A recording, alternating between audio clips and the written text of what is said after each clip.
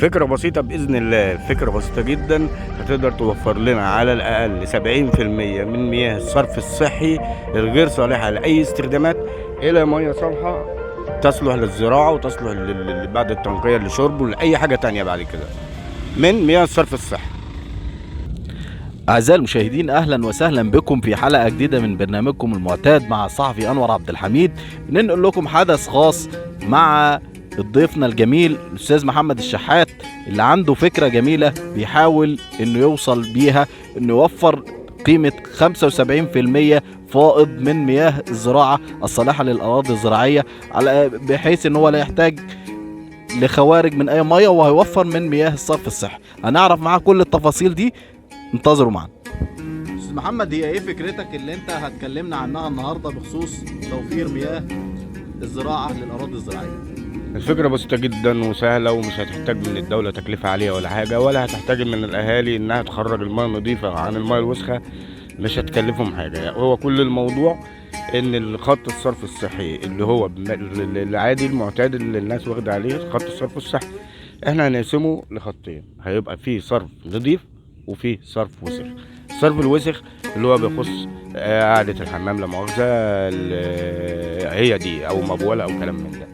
باقي مبوء ان شاء الله من ميه غسيل، من ميه دش، من ميه وضوء، من ميه اي ميه تانية تصلح بان هي تستخدم تاني.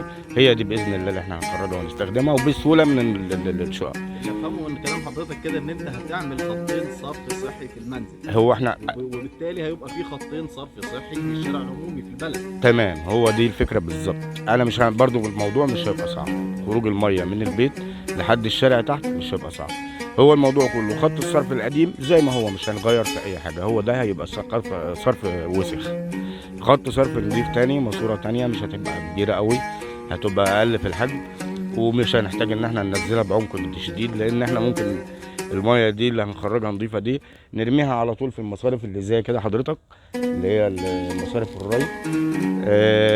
او لو الدوله عاوزه تجمعها في مكان مثلا وهتفلترها من اول وجديد وتعيد ضخها تاني للزراعه او للشرب او لغيره، هيبقى الموضوع سهل. خليني يا استاذ انور اعرض لحضرتك الفكره بمنتهى البساطه. دلوقتي احنا عندنا الصرف الصحي، المصارف بتاعت الصرف الصحي زي ما حضرتك عارف وزي ما اي حد من المشاهد عارفين ان صرف مياه الصرف الصحي في المصارف عاليه جدا. اما منسوب ميه الري اللي بتروي كل الاراضي الزراعيه اللي حضرتك شايفها دي بالنسبه لهنا ومناطق تانية كتيره جدا، زي لو جيت تصور هتبص تلاقي المصرف ناشف ما فيهوش ميه، غير الصرف الصحي اللي هو المعتاد الوسخ ده هتلاقي الميه عاليه جدا، والدوله مش عارفه تعمل ايه في الميه دي ولا توديها فين. احنا بفكره بسيطه هنقدر نفصل الصرف الوسخ عن الصرف النظيف من خلال البيت. كده كده انا عندي في بيتي قاعده الحمام متوصله على الصرف اللي هو القديم زي ما هو. عندي خارج من عندي او من عند حضرتك او من اي بيت هتبص تلاقي في ارضيه الحمام او في ارضيه المطبخ في غرفه تجميع ميه اللي هي في غرفه صرف تصرفها بعد كده على المجاري. احنا من هنا هنفصل بقى الميه النظيفه دي اللي هي ميه المطبخ، ميه الحمام، ميه الدش، ميه غسيل مواعين، ميه غسيل ملابس، كل الكلام ده، ميه بانيو، ميه حمام سباحه. احنا بنفكر نفصل كل ما هو ميه نظيف عن الميه الوسخه. اذكر لي تطبيق الفكره يا استاذ محمد. اذكر لحضرتك تطبيق الفكره. هنطبق الفكره ازاي؟ زي ما بقول لحضرتك، الخط الصرف القديم هو زي ما هو. هنعمل خط صرف صحي تاني، خط صرف تاني نظيف، هيبقى عباره عن ماسوره صغيره مش محتاجين ان احنا نعملها، او بالنسبه للبلد ممكن تبقى كبيره مثلا هتبقى 10 بوصه او كلام من ده، مش او زي ما يكون انا معرفش. المهم ان احنا الميه اللي هنخرجها ميه البانيو، ميه الدش، ميه الوضوء، ميه غسيل الاطباق، ميه غسيل المواعين، اي حاجه بعيد عن الصرف الوسخ. كل ما هو بعيد عن الصرف الوسخ يتم عزله، ويا اما نضخه في الترع والخلجان للاراضي الزراعيه تشرب منه، او ممكن الدوله تجمعه في مصاير زي ما هي ما بتجمع دلوقتي، ويتم تجميعها وحصرها وتترسل على محطه تنقيه تنقي الميه دي هتبقى تنقيتها خفيفه جدا وسهله جدا. ايه كبير، ايه اللي فيها الوسخ اللي فيها؟ طب ما هو ايه الجديد في كده يا استاذ محمد؟ ما هو بالفعل احنا حاليا الصرف الزراعي او الصرف الصحي بيطلع على محطات تنقيه، والميه بتتحلى وبترجع ميه اخرى للشرب بصراحه بالزراعه. يا فندم تمام، انا مع حضرتك في النقطه دي. كده كده الدوله بتاخد الميه دي، بتجمع ميه الصرف الصحي دي كلها بزبالتها بوساختها بقرفها وبتفلترها وتخرج لنا منها ميه نظيفه. دي بتكلف الدوله مبالغ كبيره جدا على ما يقدر ان هو يخرج ميه الصرف الوسخ دي وترجعها لك تاني ميه نظيفه تصلح للزراعه او للاستهلاك الادمي. بتكلف الدوله تكلفه عاليه جدا. ليه؟ علشان احنا بندخل لها صرف وسخ اللي هو لا مؤاخذه براز ولا مؤاخذه بول ولا مؤاخذه زباله بهايم مواشي مرميه في المصارف، كل ما يخطر على بالك. احنا هنفصل الكلام ده، هيبقى فيه الصرف النظيف ده هيبقى سهل فلترته. لو الدوله جمعته وهتفلتره هيبقى بفلتر ميه نظيفه. كل الوسخ اللي فيها شويه صابون او هيبقى عادة هيكله كامله لمشاريع الصرف الصحي ومشاريع المياه، يعني حفر وترتيب مواسير ثانيه، يعني مشروع من جديد يعني. تفتكر يا فندم، مع احترامي لحضرتك برضو في النقطه، تفتكر يا فندم ان انا بقول لحضرتك هوفر لك حوالي 70% من ميه الصرف الصحي تصلح لانك انت تزرع بيها او انك انت تعمل بيها اي مصلحه، بدل ما انت بتاخدها وتفلترها تمشيها مسافه طويله جدا على ما توصلها لمحطه التحليه، تحليها بقى من الزباله ومن المواشي الميته ومن القرف ومن الصرف الوسخ بما فيه من اوبئه وامراض وجراثيم وبلاوي سوداء ما يعلم بها الا ربنا. انا بقول لك انا هخرجها لك ميه نظيفه كبيرها هتبقى فيها شويه ميه بصابون. حضرتك ميه الميضة الجامع دي حرام تترمي في الصرف. حضرتك ميه اللي انت بتخش تشرب في وشك الصبح كده، تسيب على ما تغسل وشك وتغسل وشك بحوالي 10 لتر ميه. انت ما بتستهلكش لتر بس، على طول حنفيه مفتوحه على الفاضي. انا وانت وغيري حرام ميه حمامات السباحه اللي بتبقى حوالي 8 متر في عمق حوالي 2 متر او متر ونص ميه، ده كله يتهدر في ميه صرف وسخ. تمام الكلام ده، بس حضرتك يعني بالفعل تبنيت هذا المشروع، والمفروض ان انت طرحته ولو على اقل على فكره بسيطه اللي هو زي ان انت تعمل دراسه جدوى لهذا المشروع. تمام. حضرتك مثلا ساكن في قريه زي قريه الصحراء. تمام. تعداد سكانها مثلا يتعدى مثلا ال 10,000 مثلا 1000 بيت مثلا. تمام. التكلفة المبدئية اللي حضرتك شايفها ان هي عشان اشتغل كمشروع مصغر من دولة، اشتغل في بلد الاول، ممكن يكلفني كام؟ حضرتك هنا التكلفة هتبقى غير الاول، هتبقى اسهل من الاول بكتير. انا مش محتاج اعمق. لو انا هرميها، لو انا هصرفها زي ما بقول لحضرتك على المصارف بتاعة الري دي، المياه النظيفة اللي احنا هنخرجها دي لو هنصرفها على المصارف بتاعة الري اللي هي الري الزراعي للاراضي الزراعية دي، مش هتبقى تكلفتها عالية ولا حاجة. كل الموضوع هيبقى ممكن 1,000,000 جنيه مثلا يلم للقرية بالكامل. مواسير تمشي تلف حوالين القرية، وانا يا عم هخرج لك المياه من بيتي وانت هتخرجها من بيتك لحد الشارع.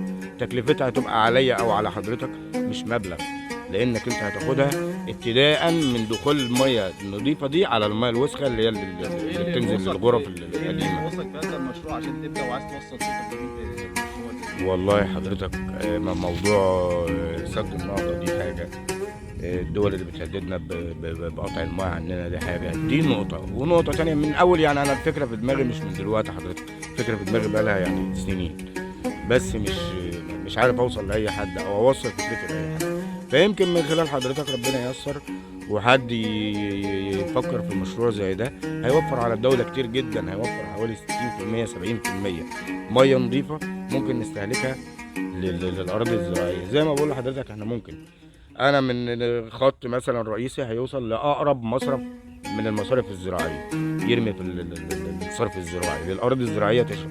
يبقى الصرف الوسخ في ممره اللي هو بيمر فيه بيرمي في المصرف الرئيسي اللي هو الرشاح، والصرف النظيف ممكن نرميه في الترع والخلجان والاراضي اللي بتروي، يعني الترع اللي بتروي الاراضي الزراعيه. طب انا هنا دلوقتي بصور معاك في مسقط راسك، شايف على اليمين وعلى الشمال الاراضي الزراعيه الحمد لله تمام.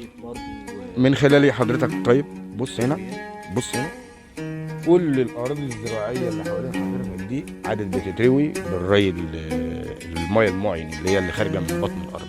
ما عادش ليه؟ تصور بص حضرتك هنا الترعه قدام حضرتك اهي، مش ده المفروض اللي هو اللي بيروي الاراضي الزراعيه دي؟ تمام. زي ما انت شايفه حضرتك ما فيش ميه، ده طول السنه على كده ناشف. المفروض ان احنا كمان في موسم حصاد، والمفروض الميه تبقى زايده وعاليه في الترع وفي مصارف الري. لا، طول السنه وهي على كده الناس بتروي من خلال الري الماين. لا، طب ما انا هقدر اوفر لهم ميه كتير جدا نظيفه تروي الاراضي الزراعيه دي بتكلفه، حتى لو هتبقى تكلفه عاليه على الدوله، حتى لو التكلفه هتبقى عاليه عليا وعليك وعلى الدوله عموما، انا هوفر كميه كبيره جدا من الميه بتترمي في صرف صحي وبتكلفني مليارات او ملايين حتى على الاقل علشان اقدر انضفها وافلترها وادخلها تاني، اعمل لها عمليه فلتره واعمل لها عمليه تجديد من اول وجديد واضخها تاني للارض الزراعيه او للمواطنين اللي هيشربوها. يبقى انا عشان خاطر دي ما تصلحش بالنسبه لي، ما تصلحش ميه الصرف الصحي اللي بتتنقى دي، ما تصلحش كليا او جزئيا لان انا اشرب منها او لاي بني ادم يشرب منها. طب ما انا ممكن هخرجها نظيفه من البيت، هخرجها نظيفه او من الجامعه هخرجها نظيفه او من اي منشاه سكنيه، منطقه سكنيه نقدر نخرج الميه نظيفه بعيد عن الميه الوسخه. يبقى الصرف القديم زي ما هو. حضرتك يا استاذ محمد دلوقتي تحب تناشد مين يقف معاك جنبك في المشروع؟ انا شايف ان هو مشروع كويس ومشروع ممكن يوفر لنا فائض من المياه الزراعيه، بس انت اكيد لما دعيتنا ان احنا نتصور معاك او نتكلم معاك عايز توصل صوتك لحد معاك. والله يا فندم، القائم على المشروع زي ده او اللي هيبقى مسؤول عن مشروع زي ده هي وزاره الري والصرف الصحي، وزاره الري ووزاره الصرف الصحي ومياه الشرب، هم اللي هيقدروا هي دي خطتهم او ده شغلهم هم. اما انا بالنسبه لي فانا بناشد السيد رئيس الجمهوريه بانه يعني لو حضرته هو دعم فكره زي دي يبقى باذن الله هتتنفذ، لان ده حاجه هتوفر لنا ميه كتير جدا نظيفه يا حضرتك، بدل ما بنرميها في الصرف الصحي هنقدر ناخدها نظيفه وهنقدر نوصلها. حضرتك عملت ده كمشروع ورقي؟ ايوه يا فندم، ايوه حضرتك ايوه. وانا تحت امرك وتحت امر اي حد مسؤول، انا جاهز بفكرتي وجاهز بان انا ابقى معاه يعني شخصيا بمجهود وفكر وكل حاجه. انا جاهز حضرتك، وانا عن نفسي من خلال بيتي انا هقدر اخرج لك الميه النظيفه لوحدها والصرف الوسخ يفضل زي ما هو لوحده، بعيد كنفسك كشخص. انا ممكن الكلام ده نطبقه في بلدنا اللي هي قريتنا اللي احنا عايشين فيها، نقدر نطبقه لو الناس تكاتفت. احنا الاول عملنا خطه الصرف الصحي ده عندنا كقريه بجهود ذاتيه، لو برضو الناس وقفت وبجهود ذاتيه قدرنا نعمل حاجه زي دي، فدي هتبقى فيها نفع لينا ولولادنا وللدوله، يعني ان احنا هنوفر ميه نظيفه بدل ما بتتخلط في مياه الصرف الصحي الوسخ، لا هنوفرها نظيفه، التكلفه قليله مش كتير. المياه العذبه بتاعت الترع والمصرف الزراعي بيبقى جواها زي فيتامين للزراعه، لكن ميه الشرب اللي احنا هننزلها في المصارف اللي حضرتك بتتكلم عليها هتبقى مياه ناقصه الفيتامين وناقصه الاسمده اللي المفروض تبقى جواها عشان تفيد الارض الزراعيه. تمام حضرتك، ممكن يفيدنا بحاجه زي دي من حد مسؤول مثلا من وزاره الزراعه يتكلم في نقطه زي دي، بان الميه دي هتبقى فيها ضرر مثلا او فيها اي تلوثات على الزرع او الكلام من ده، هم يقدروا يفيدونا في حاجه زي دي. وبرضه هيبقى عندهم حلول بان احنا الميه دي ممكن نعالجها ازاي. ممكن اجمع الميه دي بس قبل ما هضخها في ميه الري مثلا اعمل لها عمليه معالجه على كل غرفه، نرجع للمرجوانة. حضرتك بقول لحضرتك ممكن حد من وزارة الزراعة هو يفيدنا بإن المية دي احنا هنفصل المية الصرف الوسخ كله القديم زي ما هو شغال، مش هنعمل فيه حاجة. كل ما هو جديد إن احنا هنخرج المية النظيفة اللي بتخرج من بيوتنا، هي دي اللي احنا هنضخها لمية الري. لو دي هيبقى فيها أي ضرر ممكن حد مسؤول من وزارة الزراعة يتدخل وممكن يشوف لها خطة معالجة، يعني هتبقى كبيرها ايه اللي هيبقى فيها شوية مية بصابون مثلا، نسبة الصابون هتبقى أقل من 10% من كمية المية اللي هتبقى مدقوقة، هيبقى في نسبة الصابون اللي فيها أقل من 10%. ما أظنش إن دي حضرتك ممكن تضر الزرع ولا تعمل حاجة في الزرع ولا الكلام ده. ومع ذلك كده إحنا بندخلنا حصة مية لزراعة الأراضي دي، لما تخش على المية دي اكيد هتعمل لها اعاده هتشغلها من اول وجديد، او هتتخلط في قلب بعضيها، هتنفع باذن الله للري. او لو ما نفعتش ممكن الدوله تجمعها، وبدل ما هتمشي في مصرف لا هتمشي من خلال مواسير وتخش على محطه تحليه على طول بصفه مباشره. تتجمع الميه دي في مواسير او في غرف او في كاني وتمشي على محطه التحليه على طول، هتبقى الميه نظيفه تخش على محطه التحليه. والصرف الوسخ ده ما هم بقى يشغلوه ما يشغلوش، ممكن نستفاد فيه ممكن برضو باذن الله نستفاد منه كمان، يعني لما ينشف احنا ممكن نستفاد منه كتربه لتسميد الاراضي او غيره او لا هو محرم دوليا ان هو نستخدمه كتسميد اراضي، وبالفعل الدوله شغاله على كده. هو بيتعمل حمقى وبيروح للزراعات غير مقبوله زي النجيله واشجار النباتات الزراعيه اللي هي الزينه واللاندسكيب والمساجد. تمام. انا بقى انت كده حضرتك هتقدر برضو تخرجها من غير كميات الميه المهوله اللي كانت بتبقى فيها، هتنشف هتقدر تخرجها بمنتهى السهوله. لا عاوز تحمل كل يوم حمولات كبيره جدا من الاوساخ اللي في المصارف هتحمل ليه، لان نسبه الميه هتقل، بالتالي هتبقى جابسه هتتشال بسهوله. لو دي برضو هتبقى يعني هتحل برضو ازمه او هتبقى ليها فايده باذن الله. المهم اللي انا بفكر فيه ان الميه المهدره في الصرف الصحي حرام، بدل ما احنا بنهدر كميات ميه كبيره جدا، مضة الجوامع، حمامات السباحه، بالنسبه للبيوت، الدش، حوض الوش، ميه الوضوء، ميه اي عامه خوارج، اي خوارج بره الصرف الصحي اللي هو الطبيعي للبني ادم كبول وبراز مثلا، غير ما هو ذلك هو ده بس اللي هيبقى صرف وسخ، غير ما هو ذلك هيبقى صرف نظيف. شكرا لك يا استاذ محمد، ان شاء الله نتمنى تبني الفكره من المختصين فيها على خير.